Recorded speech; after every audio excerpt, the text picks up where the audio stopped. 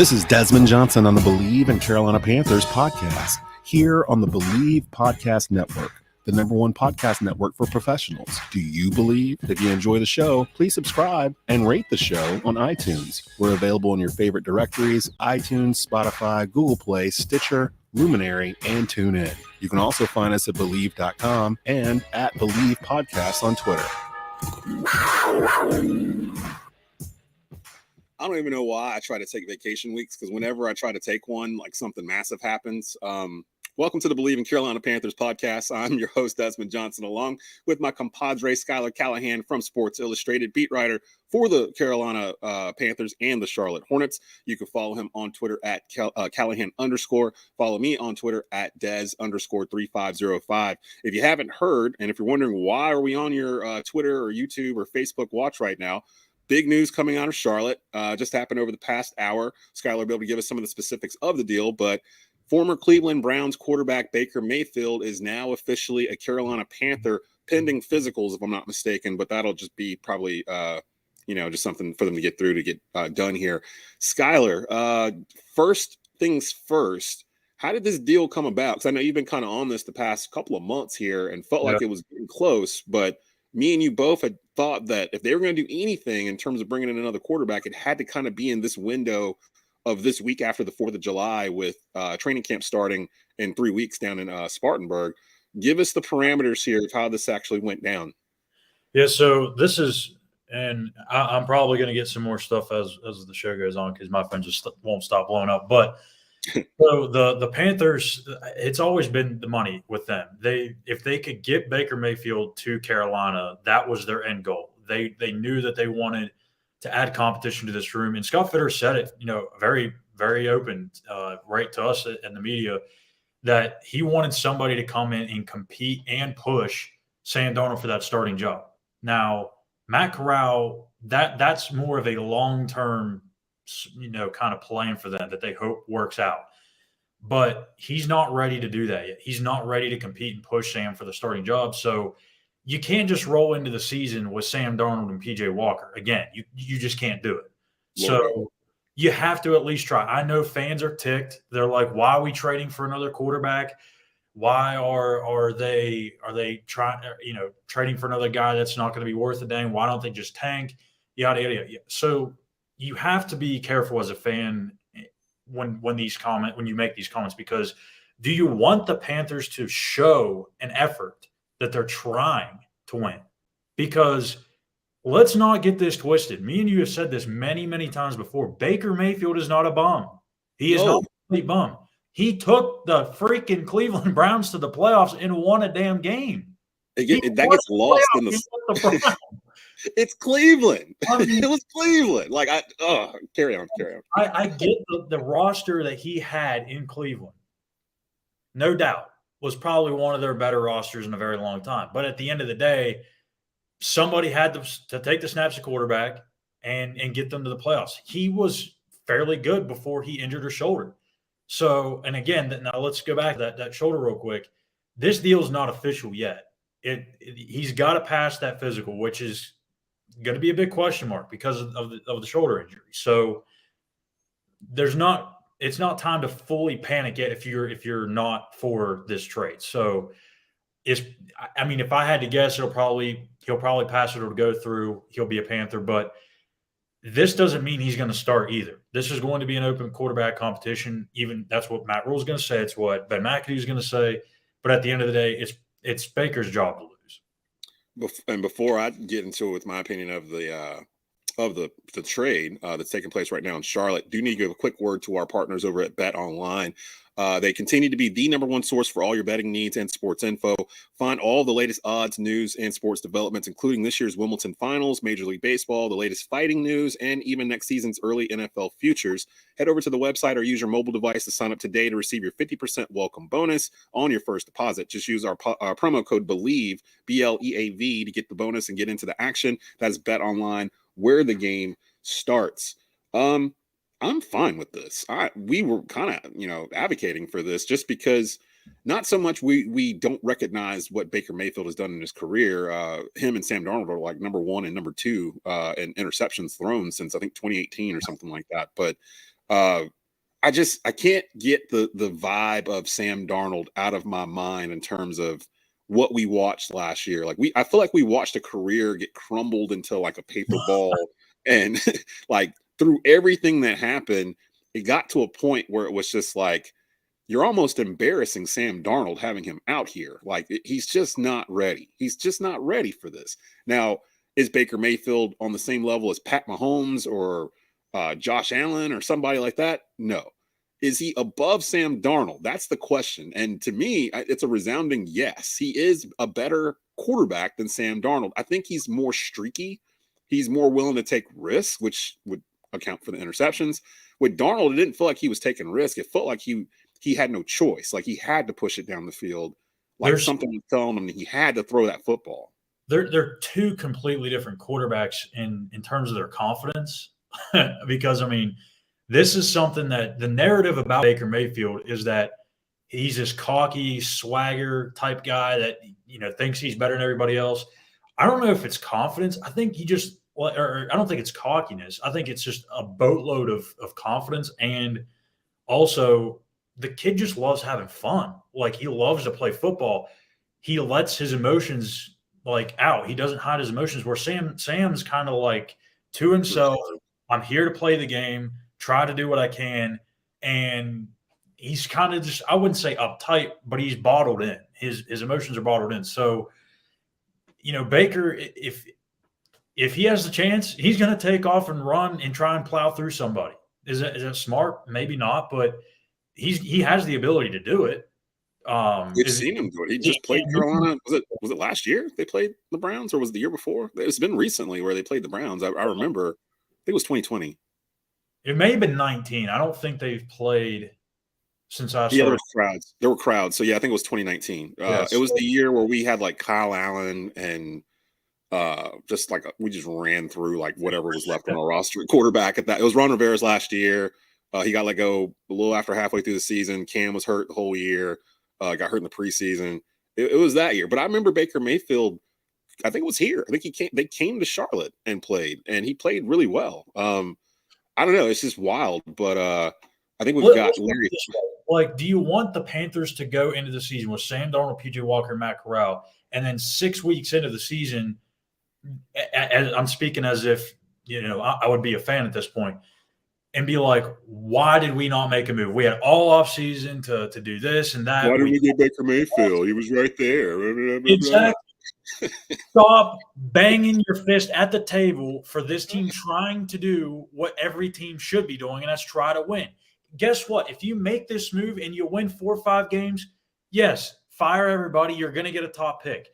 But do you want to see this team try like 8 to get to 8, 9 wins? And maybe this is all that Baker Mayfield needed, was a change of scenery. Maybe that's all the Panthers needed, was a quarterback that just didn't lose them games. Yeah. It worked in the league. Ryan Tannehill, perfect example. Jimmy Garoppolo, perfect example.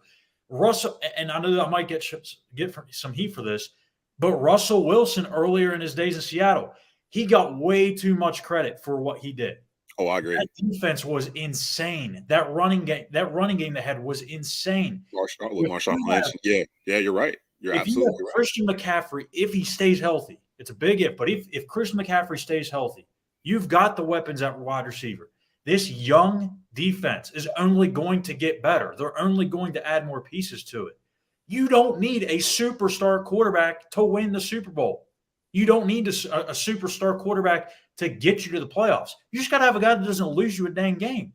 Yep. If he becomes Alex Smith, this is a win for the Panthers. Like, why get upset about that? You don't know if Anthony Richardson out of Florida or C.J. Stroud, or if any of those guys, what they're going to do. You know what Baker Mayfield is when he's healthy. It's a pretty good quarterback. He's I would say he's about the middle of the pack in terms of he's really streaky. I said it before, the thing that bothered me the most about Sam Darnold, obviously physically he's got all the tools. Something was going on where he couldn't connect all of it together and string together stuff. And maybe now that's not going to be the case for Sam Darnold. But with Baker has that same I don't want to call it it factor, but he has that same kind of itch that my favorite Panther quarterbacks have had. Steve Berline, Jake Delhomme, Cam Newton, where it's like you don't feel like you're out of the game with them in the game. With Sam, it felt like at times we were out of the game with him in the game, and we'd only be down like 7 or 6 or something. It just felt hopeless that, and I don't like that feeling. Like I know Schuyler actually writes for Sports Illustrated for the Panthers. I'm really more of the fan on this show, so I can kind of show more of my emotions and heart on my sleeve when it comes to the Panthers. And I was starting to dread looking to this upcoming season, and only Sam Darnold and a rookie that we drafted really, and PJ Walker being the only ones in the quarterback room. Does this mean, because we haven't even gotten to the parameters of the deal yet? Before we go into the parameters of the deal, does this mean it's the end of PJ Walker in Carolina? Because they're not going to carry 4 quarterbacks. Yeah, this has got to be the end for him. I mean, they're not gonna cut Matt Corral. I mean, that's clear. No one's going to go and pick up Sam Darnold or trade for Sam Darnold. So yeah, PJ is pretty much out. And I thought he should have been gone last year. To be honest, I thought Will Greer actually played better than him in the preseason. I think if you go back and look at their statistics, PJ Walker was under 50% completion percentage going against 2s and 3s and 4s. So thank you. I'm not saying Will Greer is even a backup in the league, but maybe he's a third stringer, but he outperformed PJ Walker last year. Let's not get that twisted. But really quick back on the Baker thing. I know there's a lot of people that doubt his ability to be the guy. And I know there's a lot of question marks from the outside looking in. The narrative is that he's not a great teammate. He's cocky, yada, yada, yada. From everything I've heard, and I trust the people that have been telling me this stuff, he is a team guy. This is a guy that people love to play with because he's got that attitude that he wants to go out there and win football games, and he's going to do everything in his power to make that happen. He may not have his best day, but he's still going to give you 150% effort. He's a high effort, high energy guy, kind of like Cam. Now, is he Cam Newton? No, hell no. He's not Cam Newton. We no other Cam. Yeah, he was a unicorn. From an energy and a leader perspective, I haven't heard anything negative about Baker Mayfield. Not one. And that's the thing too. That's the thing I don't understand, because all of a sudden there's been this like negative aspect attached to Baker Mayfield, I guess, in terms of maybe him like selling out other players or things of that sort. I don't really recall anything specific that Baker said specifically about another player. No. We've heard other players complain that he wasn't getting the ball, like Odell Beckham Jr. His dad did the whole free Odell Jr. thing, and Odell got a ring out of it by getting to LA. But I mean, you gotta understand, he had Jarvis Landry and a whole array of other targets to throw to in Cleveland. I don't remember that in Oklahoma. I don't remember Lincoln Riley ever saying anything poorly about. From my recollection, he loves Baker Mayfield. Yeah, and that's the thing that I think this team really lacked more than anything over these first 2 years with Matt Rule. At the quarterback position, not only you have to have a guy that can make the plays and prevent the bad ones from happening, but you got to have a guy that has confidence and a guy that can steer the ship. Like, guys weren't going to Sam Darnold on the sideline after a play or after a series. There was times, if you remember, Robbie Anderson threw his helmet, was throwing his arms up in the air. Like, I don't think you're going to have that issue with Baker Mayfield. There's going to be guys that go over there and talk with Baker and have conversations about what they need to do are on track to get better, possibly to fix the issues diagnose throughout the game. He's a guy that's going to be, I think, followed around and it's going to be really well liked. I think it's a perfect situation for Baker to come into here in Charlotte. Oh yeah, the logo switched.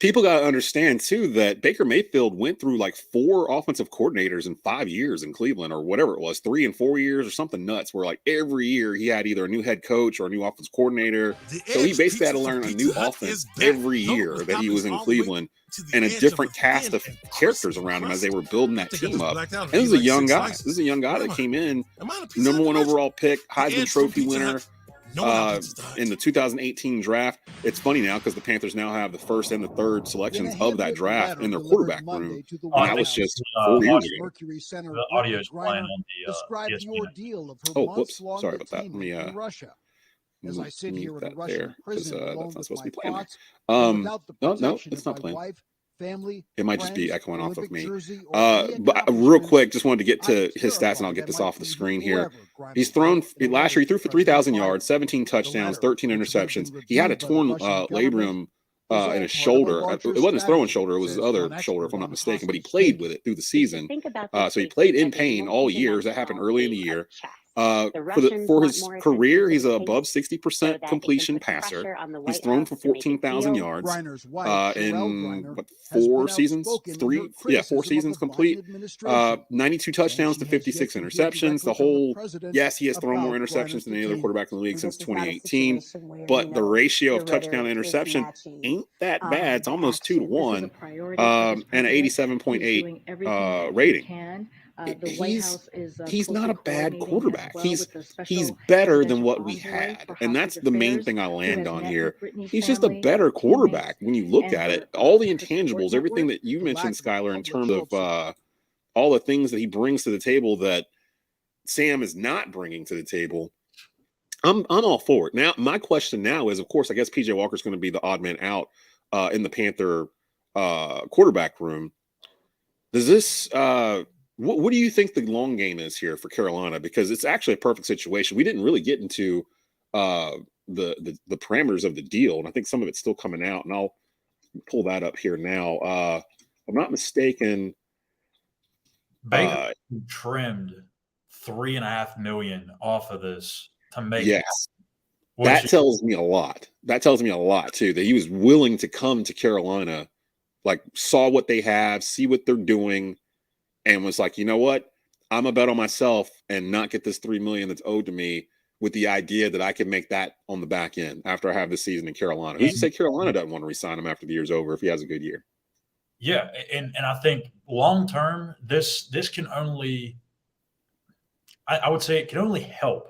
It can't hurt, because if he goes out there and sucks, like, okay, you throw Matt Corral out there, see what you have with him, and if that doesn't work, you're gonna have a top pick in the draft. You're gonna have a chance to get potentially a franchise-changing guy in the 2023 NFL draft that has a much stronger draft class of quarterbacks. So when my biggest thing for a trade, whether it would have been for Baker or for Jimmy G, was you just can't give up big time assets like they did for Sam Darnold. Now, it wasn't a lot, but losing a second round pick kind of hurts. Fourth round pick kind of hurts.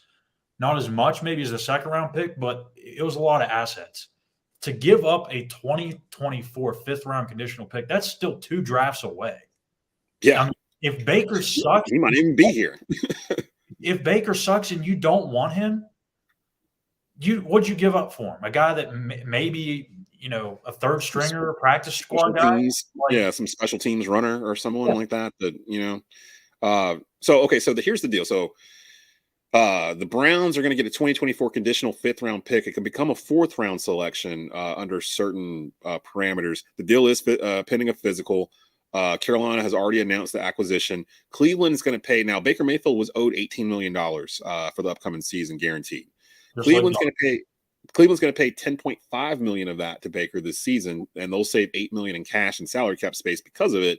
Carolina will pay only $5 million because Mayfield, it was $18.8 million. He agreed to a $3.5 million pay cut, but he can earn back what he gave up in incentives, which is a very telltale part of that as well, because that tells me that Baker has been told that, yes, there'll be a quarterback competition, but it's his to lose. Like, I feel like if they were that confident in Sam Darnold, they wouldn't make this deal in the first place. They'd be fine with what they're rolling with Darnold, PJ Walker, and Matt Corral. The fact that they still went ahead and did this tells me that they are not completely fine with Sam Darnold being their number one option, and they are not happy with what else is out there that they could bring in, like Jimmy G or whoever or Cam Newton or whatever. This was the one. This was the spot that they knew going into that draft that, okay, they almost did it. They almost traded for Baker during the draft, correct? Before Matt Corral fell in their lap, thanks to Bill Belichick and the Patriots. But yeah, this almost happened 2 months ago. So nobody should really be surprised at this. We talked about this on this podcast and laid out how it happened. So this shouldn't be a shock to any Panther fan that's been paying attention. And Oh. really, to be honest, if you really watch the Panthers and you're a Panther fan, you should be excited about this because if anything, it should make Sam Darnold better because he actually has someone competing against him where he's like, oh, this dude could take my job. Like, whereas before, I don't know if he thinks Matt Corral's at a point that could take his job. He knows PJ Walker can't take his job. Baker Mayfield's coming in to take your job, and he's going to have people rooting for it. So, like, this is it, Sam Darnold. Like, either get it together or get off the pot because I don't know what happens to Sam after this. Competition brings the best out of everybody. And this is a telling moment for Sam Darnold. And it's going to be a telling moment for Baker, too, because if he gets outplayed by Sam Darnold, then, that's probably the last time we'll see Baker as a starting quarterback in the NFL. But because after this, he'll be an unrestricted free agent unless, the Panthers sign him to a longer deal or whatnot. But you just mentioned it's a good deal for Panthers because now they've got options at quarterback going forward. They can either say Sam Darnold balls out 40 touchdowns this season because he's got Baker Mayfield sitting on the bench. All right, Baker Mayfield's gone next year and you can renegotiate with Sam Darnold. Let's say Sam Darnold doesn't even get on the field. Baker Mayfield's the starting quarterback, leads them to 11 wins, which I magically picked in our last episode, but didn't sound right at all. Say Baker leads them to 11-win season and a wild card berth or whatever in the NFC playoffs, and they get in. Now you could sit there and seriously go, okay, Baker, we'll give you a 3-year deal for, whatever, $60 million or $80 million or whatever the quarterback going rate is right now, and you can let Matt Corral still sit for a year or two.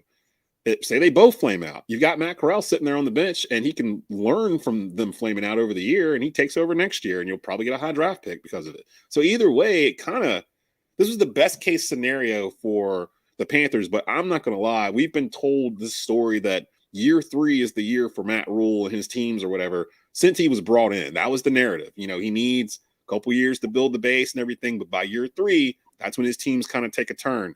Do you feel now with this move, Schuyler, of bringing in Baker Mayfield, that the Panthers, I look at their offense and I'm just like, okay, if everyone's healthy, I don't see why they can't be a playoff team with an extra 7th team in the NFC and AFC. If they're healthy, I'm just looking up the roster, the 52, and I'm just like, this is a good team. This is a good, young, solid team. They just need to learn how to win close games. Yeah, I mean, I think they're close. I don't know if they're – it's still hard for me because you just don't know. Like, is Baker going to stay healthy? Is the shoulder going to bother him? Is the offensive line actually going to be as improved as you and I both think it's going to be? Now, in terms of the players that they've added to that line, there's a lot of talent there, but it's all about how they mesh together. So you've got that. You've got, can that defensive unit kind of stay as a top, maybe not a top 5, but maybe a top 10 unit without Hassan Reddick and Stephon Gilmore? I mean, there's some serious questions about that. So that mixed in with the schedule that they have, like we've said before when we broke down the schedule preview, they got to get through those first 4 weeks 2-2 or 3-1, because after that it is straight hell. Because they got, if I remember, I don't remember the order, but they've got the Rams, the Bucks, the 49ers, the Bengals are not too long after. So it gets tough in a hurry. So they got to start out quick to have a chance. But I just think this does make them more competitive, 100%. It gives them a chance to compete. And you look around the NFC South, the Falcons are a crapshoot. Like, they may get swept by the entire division, and that's a very legit possibility. The Buccaneers are the Buccaneers, but I think a case can be made. I'm not saying that it should be made, but I think a case can be made that the Panthers could maybe pass the Saints. And the only reason I say is because what happens if Jameis Winston comes back and is not the same Jameis Winston we saw last year? He had an ACL injury. So if he comes back and is a little hesitant, comes back and he doesn't have the same trust or just isn't that sharp, or maybe reverts back to the Jameis of the 30 for 30 that we remember of him, then there's a chance the Panthers could pass the New Orleans Saints. I feel like, honestly, people are giving the Saints too much credit for one reason and one reason only. Sean Payton's not the head coach. Play. I mean, he's still got that situation, off the field situation going on, right? Who's that? Alvin Kamara. Oh, I don't know. Actually, I need to check on that. But you were talking about Jameis and him coming. I think the reason why he was playing as well as he was at quarterback is because he had Sean Payton whispering in his ear last year. Sean Payton's not there anymore. He left. So like people are still applying this this Saints, they're going to be really good type thing. And I think people are forgetting Sean Payton's not there anymore. I know they said, I think they moved up to DC or something like that, the defensive coordinator. But I remember the year they did not have Sean Payton after Bountygate or whatever. Yeah. And they had Drew Brees at quarterback, and they were awful. Like, he was more ingrained in how they handled everything day to day than people realize. I don't think the Saints are going to be – they've got talent on defense, and they do have talented parts on offense as well. But to your point, Jameis Winston is the quarterback, and we haven't seen Michael Thomas in almost a full year. Alvin Kamara was showing some injuries last year too. And let's not forget too, like I said, Jameis is coming off an ACL injury. And if I'm Jameis, I'm pretty nervous. I'm going to be thinking about that knee injury a lot because Teron Armstead's not blocking for you anymore. Right. His first year back from it too. Usually it takes you a full year to kind of get back to off of that. And in football, it's a little bit different than coming back and doing it in like Kevin Durant style in basketball or Klay Thompson or whatever. Klay Thompson missed 2 years with 2 similar injuries like this. So I'm not too worried about the Saints. If you don't have one of the best left tackles in the league protecting your blind side anymore, I mean, you might have a rookie over there. Yeah, that's a different kind of party. And then again, I know I say this every year. Tom Brady is 45. Like, this has to stop. Eventually, this has to end. Like, Father Time is undefeated. This game, though, he's playing with Tom Brady has gone into like triple overtime. Like, this should have been done 7 years ago. And like, he's caught like a third win. I know Tampa brought back a lot of players. I know they brought back a lot of that offense. But again, same situation. Bruce Arians is not the head coach of this team. Now, it's a different situation because you could say basically Tom Brady was probably running that offense by the time, they got to the end of year one, and it'll probably be similar. No Gronk. Gronk is retired, although Gronk could pop up in October. We don't know. You know how that goes. He could just show up week 9 and they'll throw him out there and he'll have 10 touchdowns and and then retire for the third time or whatever. Tampa, of course, is going to be out there.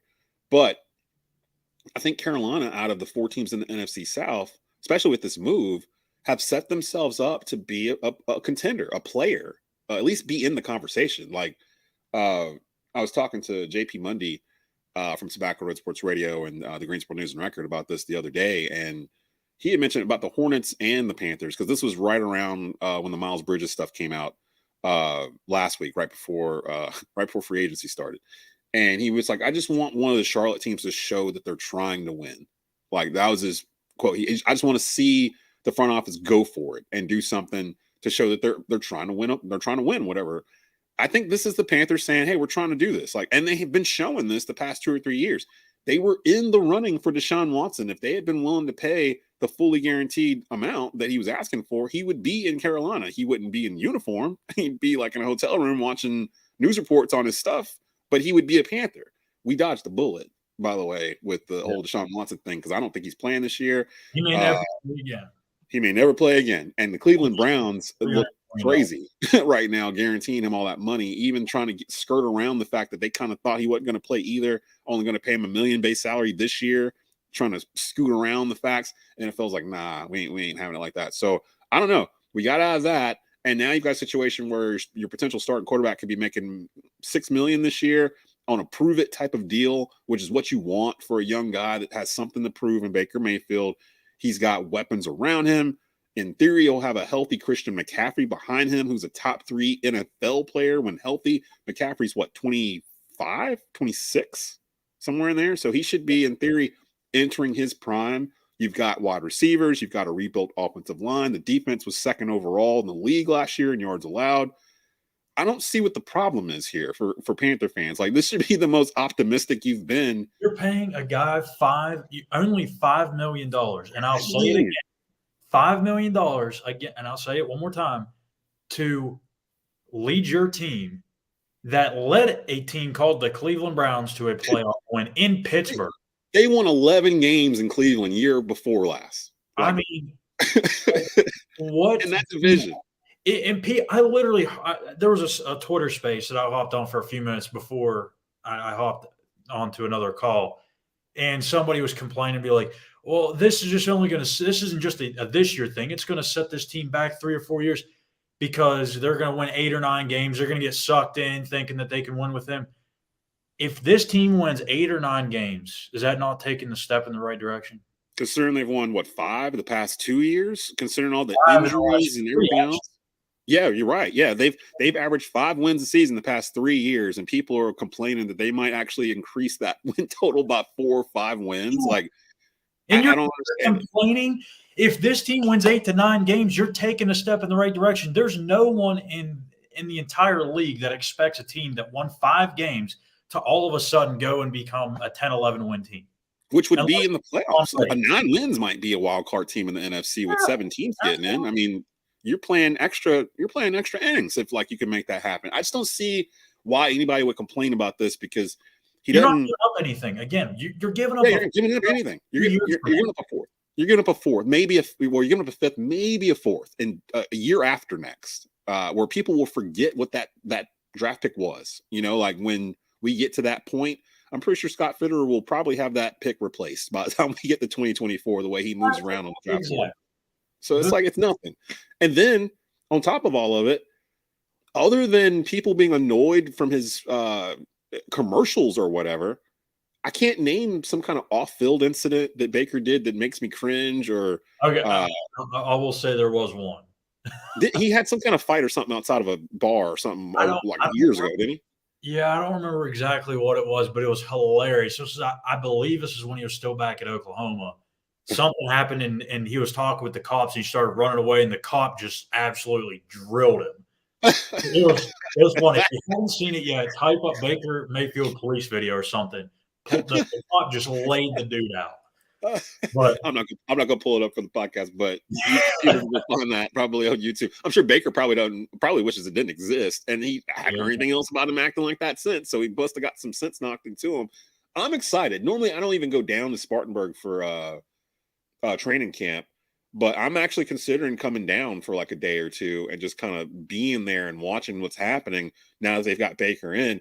If you're a Panther fan, this should probably be the most excited you've been about the Panthers since 2016, 2017, right after the 15-1 year, It's not because Baker is this franchise-changing guy. It's you got a freaking chance to win games. Yes. That's all we want. That's all we want. Just give us a chance. And this team rarely, if you think about it, since Matt Rule got here, even though they completely flipped the defense out in a season, and they've basically flipped out most of the offense as well, they rarely, if ever, get blown out. If you really look at their scores, they're in tight games like every week. This team just didn't have the horses to get over that hump in terms of learning how to win. In the past 2 years, hopefully they've learned from their lumps, but it's also because they were deficient in certain positions like quarterback that was holding them back, or running back because of injury. If all those things fall into place, I don't see the problem. I'll say this, because some of these people just they really tickle. They really make me chuckle, and we throw crap on people all the time because people say stuff about our takes, and it's fine. It's fair game. So we're going to go back to them, but it just makes me laugh when they think that this is going to affect the team 3-4 years from now, not knowing the result of this. But what I'm saying is, you have already a defense that was nearly top 5 in every defensive category last year. One of the best pass defenses in the whole league. Sure, you lose a couple of pieces off that, but you get a lot of that back. They're going to get better. You're going to have J.C. Horn back. Then you take a offensive line and completely upgrade it. We're talking about having a potential top 10 offensive line and a top 10 defense. And you are going to be saying, okay, I'd rather have a top 10 offensive line, top 10 defense, and that was going to get me a top 3 or 5 pick in the draft for a quarterback. You were never, even with Sam Darnold, we're never going to get a top 3, top 5 pick in that draft. This team's too good to lose lose like every game and win like 2 games or whatever. It's just why not go get, if you have a top 10 defense, top 10 offensive line, why not go get a quarterback like Baker Mayfield and see what happens? And by the way, you have a wide receiver that you just extended in DJ Moore, who's hit 1,100 yards receiving his first 3 years in the league. Look at who has thrown to DJ Moore over the past 3 years. For him to be able to accomplish that is insane. How full circle is this, right? You know, the Browns fan that has that jersey with all the names crossed out of all the quarterbacks they've had. It's like the same thing with DJ Moore and all the quarterbacks that he's had thrown to in the last 3 years. Well, some Panther fans got to do that at some point. It's true. We've looked since Cam Newton's foot and shoulder fell off, really the preseason of 2019, but it started right before that, 2018. 2017 was the last playoff team the Panthers had, and they lost to the Saints in the wild card round. But we haven't had stability at quarterback going on 6 years now, really, in terms of, and we still don't know who's going to start, but it's gonna be Baker Mayfield. You know what I mean? Like, it's just with the last episode we just had of this show, or no, it wasn't on this. The last time you were on Rundown with me on Saturday mornings, we had you on because you were watching the mini camp, and you led off with, Sam Darnold had like one of the worst days he's ever had here. Like, it was just like not awful. It was all over the place. That day might have led to them deciding, you know what, let's go ahead and go back to the Baker Mayfield well, because this ain't it. This ain't gonna. Your other players are watching this, like, people have to take that into account. The other defense is seeing this. The other offensive players are seeing Sam Darnold underthrow or throw it in the dirt or whatever. They might have secretly wanted to be like, hey, let's get somebody else in here, And that energy that I talked about, that again, not confident or, cockiness, but the confidence, energy, effort. When you have a quarterback that has all three of that at a very high level, and you throw them onto a team that's, again, got possibly a top 10 defense, top 10 offensive line, one of the best running backs in the league, like, that's going to ignite a spark in these guys. Because you go into training camp with Sam Darnold, they're going to be excited for the new season and all that stuff, because that's what they get paid to do. They love the game of football. But when you add Baker Mayfield to the mix and he brings that high energy and high effort, now you got grease in there. Are going to be playing at a whole other level. Mm-hmm. You got guys now that look at someone like a Terrence Marshall, who's coming into his second year, LSU product. They already expect him to be the third wide receiver. Imagine how he feels now, knowing Baker Mayfield's coming in here. He's kind of starting a level playing field with everybody else. Robbie Anderson should be concerned. Speaking of wide receivers and their feelings, I wonder what Robbie thinks about this, because remember, earlier this offseason. Didn't he address that when he finally talked to the media? He was just like, I was trying to show love for my current quarterback or whatever. But again, that's the same quarterback you threw your helmet and were yelling at on the sideline towards the end of the year last year, and your stats went as soon as Sam Darnold became the quarterback, from like 90-something receptions to like 50-something receptions, to points where we didn't even realize you were in the game, Robbie Anderson, because Sam Darnold could not connect with you. Someone from Facebook asking us watching live, and thanks to everybody just watching this live right now on Facebook Watch, Twitter, LinkedIn, YouTube. The podcast audio version of this will be available on Anchor, Spotify, Google Play, all major podcast formats. You'll have it there here later on today. Asking, is there a chance if Deshaun Watson gets a year suspension from the Browns that Sam Darnold goes to Cleveland? I would say no, because if that's the case, they probably would have threw Sam Darnold into this trade if they had an inkling that might be the case. I don't think the Browns think that he's going to be suspended for a full year. Will he be? I think so, but I don't think the Browns think that.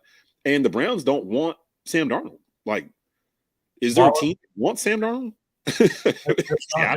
Once Sam Darnold won, number two, like you said, if that was the case, they would have threw him in the trade, because that had to have been discussed.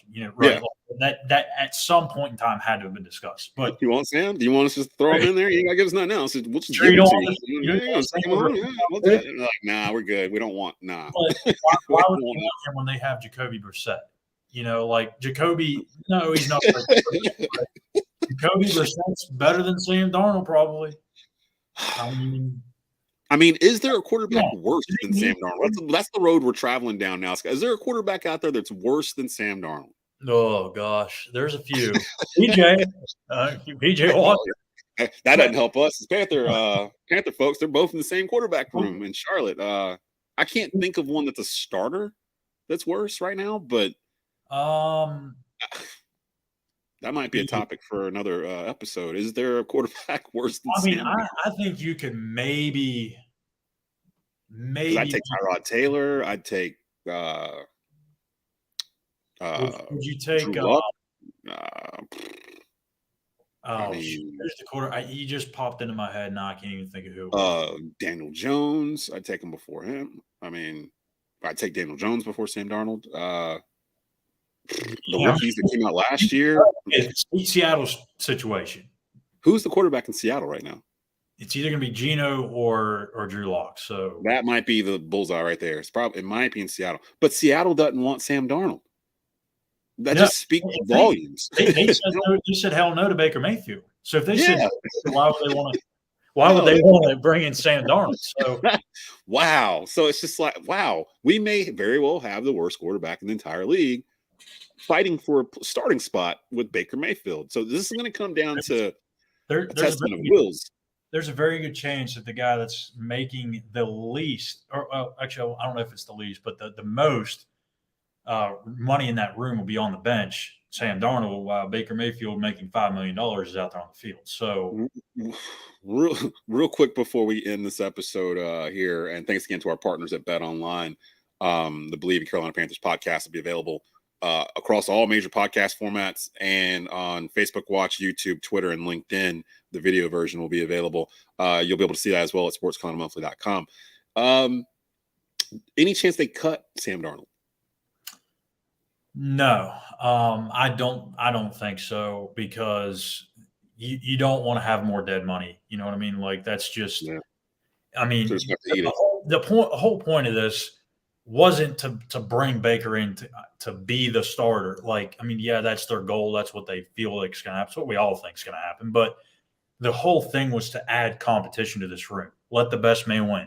Because guess what? If Sam Darnold goes out there and looks really good and maybe perhaps looks better than Baker, which honestly, probably for the first week or so of training camp, he should. He's been here longer. He's been right. He knows the playbook. Yeah, he should look better. That's a great point. He should. Now, if he doesn't in the first week, then that kind of tells the whole story right there. Like, this is why I went to go get Baker Mayfield. But no, Sam Darnold will be indeed on this roster throughout the entire season. If he doesn't, I'll eat my words, but I don't see a situation where he's not.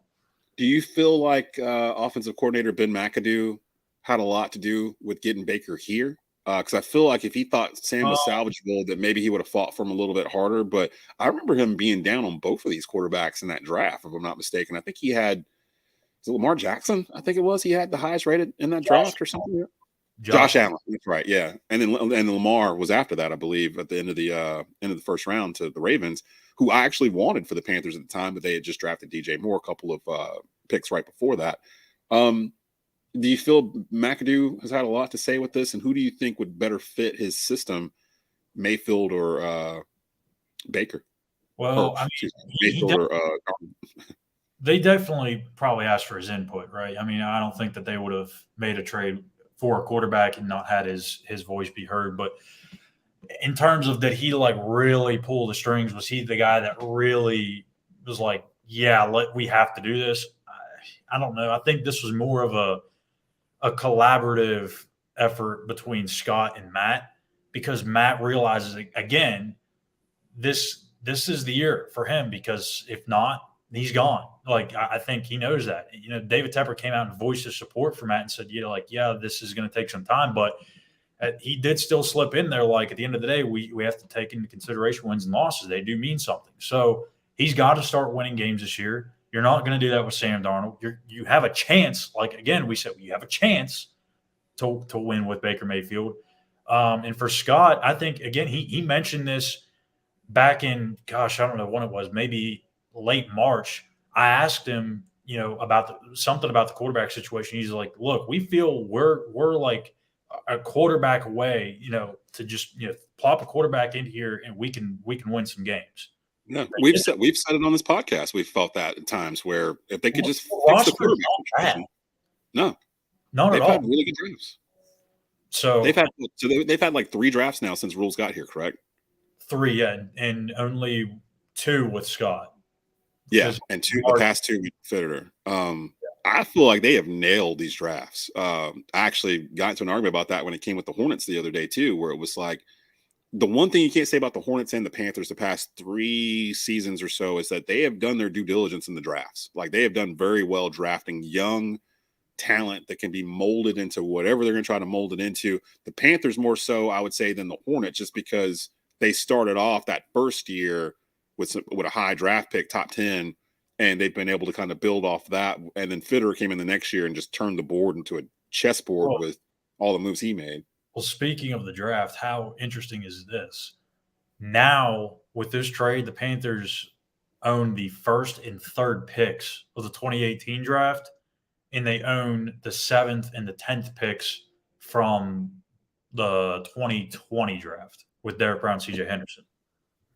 So they have 2 of the first 3 picks, both being quarterbacks, on the roster. I don't know if there's ever – I'm sure there may have at some point where the first 2 quarterbacks in a draft class were on the same team and not even on this out of their rookie contract yet because they're both in their 5th-year options. So maybe that hasn't happened. I don't know if we've ever had 2 quarterbacks go in the top 3 of the draft and at some point be on the same team before their rookie deal's in.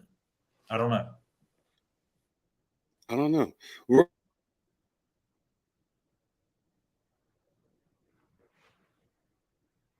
But you can catch this episode as well as previous episodes on the Bleav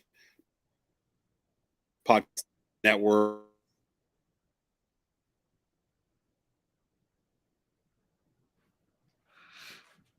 For Sports Illustrated, Schuyler Callihan, I am Desmond Johnson. You've been